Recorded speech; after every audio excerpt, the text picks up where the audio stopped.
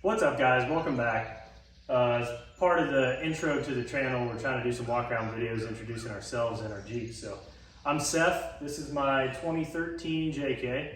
I bought it new back in 2013 and it's only got about 85,000 miles on it. So it is a rock crawler, 3.5 inch in pieces. So you've already seen our original video of us starting the stretch. So we're currently moving the rear axle back about 8 inches. Before we did any work to it, it had a 3.5 inch, I think it was the X2, just mid-arm bolt-in rock crawler suspension. It had a ton of flex when we started, but we're just trying to get some more wheelbase out of it. So we're converting it now to a 3-link front and rear, still rock crawler, long arm system. Corey, if you want to come in a little bit closer. The whole rear end is blown apart, but it's going to have, we're going to stay with the, at least for now, we're going to stay with the Falcon shocks front and rear. We're still waiting on a bunch of parts from rock crawler, but I think we're going to do custom corners. We're going to do, we've heard MotoBuild is doing a drop down tailgate. So I think we're going to convert the tailgate to that whenever that comes out. It's still a stock Dana 44 in the rear. It's a TerraFlex Terra 44 in the front. 35 spline chromoly shafts, ARBs, 488s. We have wheeled the crap out of this thing and everything internally is held up great. So super happy with the axle setup, just on 37s right now. Wheels and tires are ATX slabs. I got them used a million years ago. They've held up great. I just wish they had some drain holes. Cooper 37s by 13.5. The extra width has been awesome. I can't complain about these tires really at all. They have hooked up and gone wherever I've wanted to. I guess my only complaint is I've had a couple, only when they're on the rear, that I air down about 8-9 PSI, and I've got some outside of the tire chunking, like little pieces about that big, they'll start coming off. So you just kind of got to watch that depending on air pressure. Coming around the back, we're going to do a custom bumper back here. It's actually sitting on the floor. We were able to get a hold of a Poison Spider frame chop. So I think we're going to chop the frame off back to the body mounts and weld this guy up in there. One more project you guys will see on the channel. Inside, pull this up.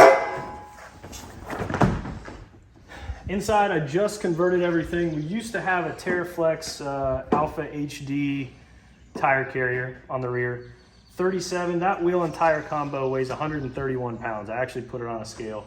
I've ran that TerraFlex mount for at least 4 years now with 37s, wheeled the crap out of it, and it has held up flawlessly. So if you guys are looking for a solid spare tire mount, I would choose that one. Because I knew we were gonna stretch and do some other things, I went ahead and moved the spare tire inside. This is still kind of a temporary setup until I figure out where I want everything. When I moved it, we went ahead and put the ARB, let me back up a little bit. I had to put the ARB back here because I put a J8 master cylinder and booster up front. It sat a little bit too tall, so I couldn't get the ARB on a mount on top of it in the traditional position. So we went ahead and moved it back here. I am afraid with the stretch, because it's an 8 inch, we might have to lose this, this storage pocket. I might have to relocate this again, but we'll kind of see how that turns out. Went with a MotoBuilt cargo rack. This is actually the TJ rack. I don't know if you guys have looked into these, but the TJ rack is slightly bigger, both width and depth, than the JK rack. I think the JK is more designed to go in a JKU. So I was able to get a TJ, and Corey, if you want to come a little closer here, you can show them how it mounts. It just mounts right into the hardtop. So you just use where the hardtop will bolt into, and it will still work with a hardtop. I've got a rough country fridge freezer up here because this is the ice cream truck. I got another storage box with just some extra gear. If you guys have watched Corey's walk around video, I got a little less stuff back here than he does. I have to carry all your crap. Exactly. I got someone to carry my stuff for me. Well, you got some extra, what, 10 inches longer than I do body, so we'll take that. More Flate air up stuff. I've got all my air up gear in the back. It is nice having the ARB back here because You know, in the traditional position, you have to open the hood, plug everything in, the compressor gets hot. Back here, it stays clean and dry, and you can just pop the rear tailgate, hook everything up, and air up. Oh. Since we're gonna go to a drop-down tailgate, I just went ahead and bought some Amazon, I don't even remember what brand these are, but Amazon hinges while I pulled the other kit off. And then the Moto-Built spare tire delete. It's an OEM soft top. I think we're going to switch to a fastback Trek top because I like that look without the spare tire and with the stretch. Moto-Built armor, rocker armor. We had the Moto-Built armor with the slider on it. The slider's held up great, and I actually, you can see over here, the front fender's a little buckled because we have hit multiple things, especially on this side, because it's not my side, I can see. And it actually started caving the body in. So we pulled those off. If you look down here, we've actually cut off the sliders. We made some sliders weld onto the frame. We're gonna have to, I think, chop those in half and then extend them 8 inches because I want them to come all the way out and protect that new armor. Inside, I got the PRP. We got all kinds of stuff in here. It does look like Corey's Jeep. See? Rubbing off on you. Yeah, exactly. So, PRP Enduro, these are the Enduro Elite crawls. So most of them, I think, are the Enduro Elite trails. These bolsters actually come up a little bit more and they grab you. Mixed reviews on these seats, honestly. The seats themselves are beautiful. I did not upgrade the cushion, and I probably should have. So we might do that down the road because these just unvelcro and you can replace it. PRP has been awesome.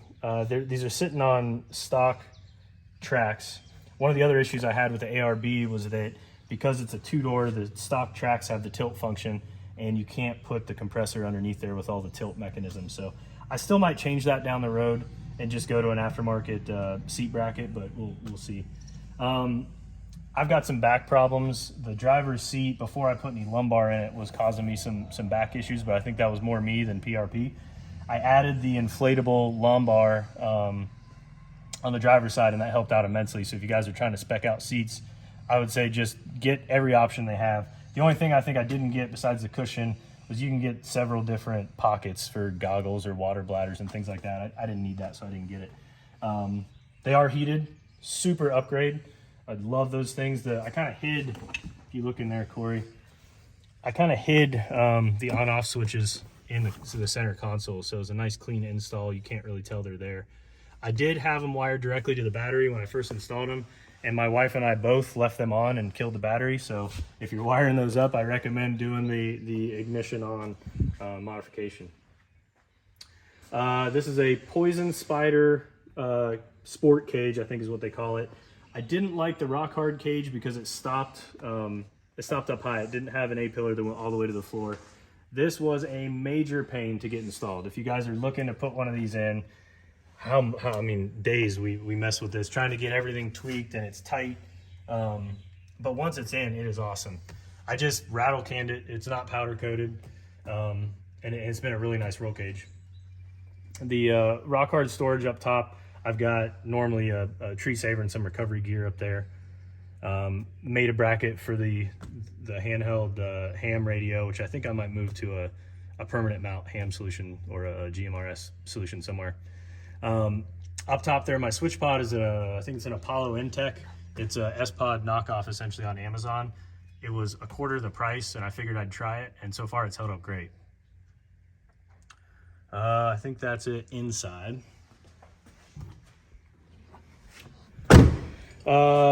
Amazon lights and brackets.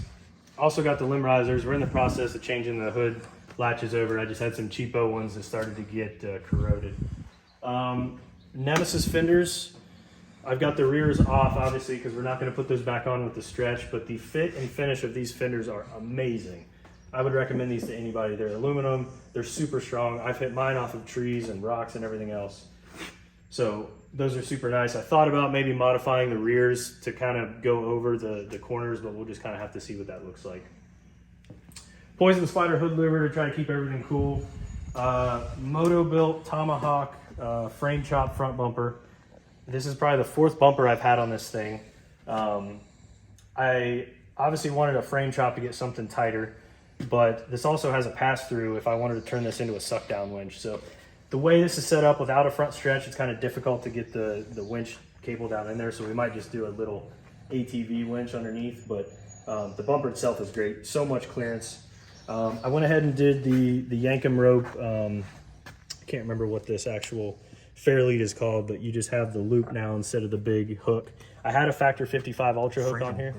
It's not the Freedom line. I actually cut the Smittybilt and re-spliced it to make the hook. Some rigid pod lights.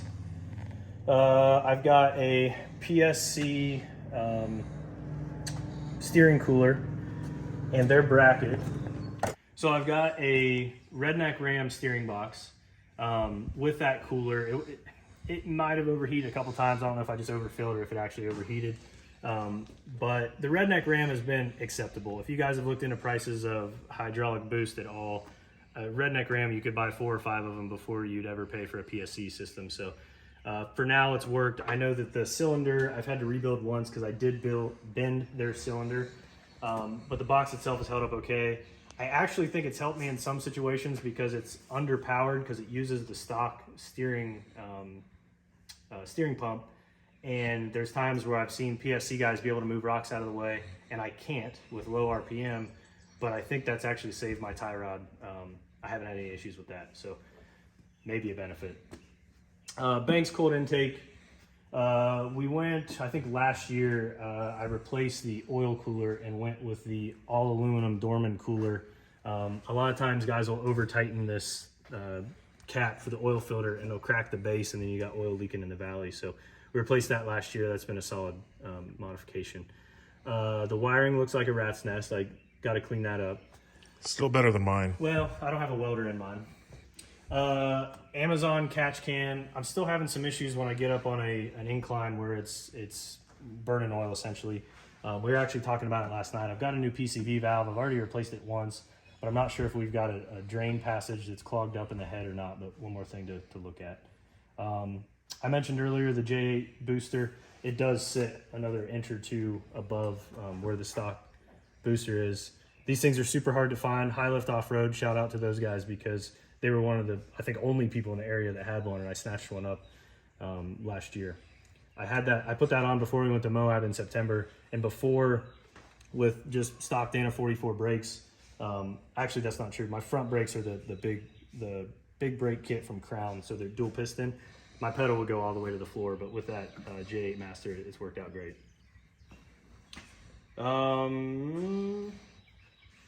I think that's about it. We've covered most of the major stuff. Let us know what you guys want to see. If you've got any questions, drop them in the comments. Thanks for watching.